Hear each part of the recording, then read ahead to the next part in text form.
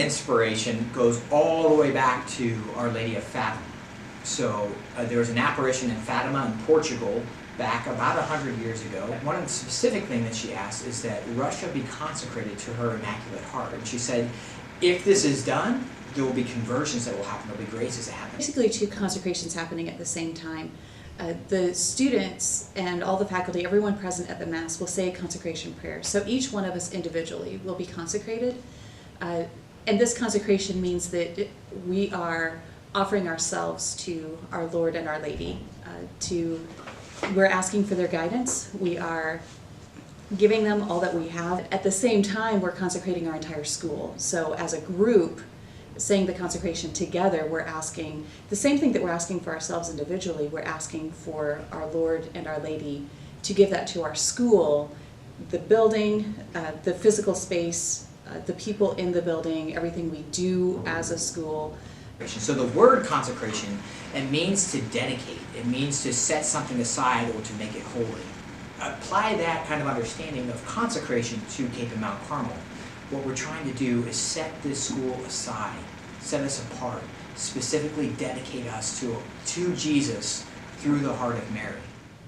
The consecration itself is just a prayer, and it will take maybe a minute to pray. Big thing with the consecration is the preparation leading up to it, to prepare ourselves so that when we say the prayer, we know what we're asking, and we're actually praying it with our hearts.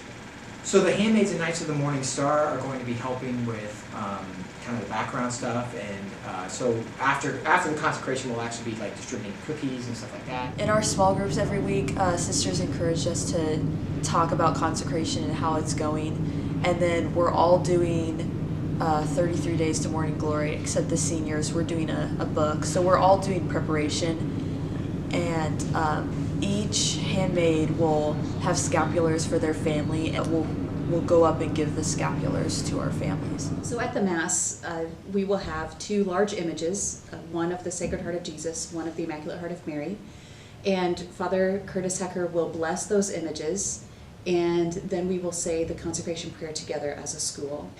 We will also enroll our students in the brown scapular, so we'll have brown scapulars for everyone, and the enrollment is a sign that to help us to remember what we did. So as we put the scapular on and wear it, it reminds me Mary is covering me with her garment, with her mantle, and I belong to her. She's protecting me and guiding me. And then the handmaids will give out cookies to everyone at the end of Mass. The day before the consecration, we're going to have a Eucharistic procession and benediction of the entire school.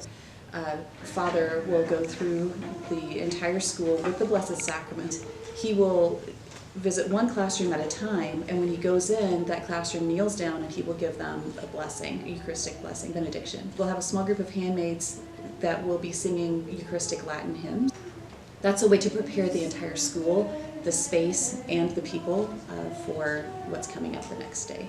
Any kind of movement that happens, any kind of shift or turn of a culture starts with individuals who are convicted and who are willing to make changes in their own lives. It's kind of like a snowball effect, that when you start small, but more and more you gain momentum, and more people join in and say, this is good and this is what we want.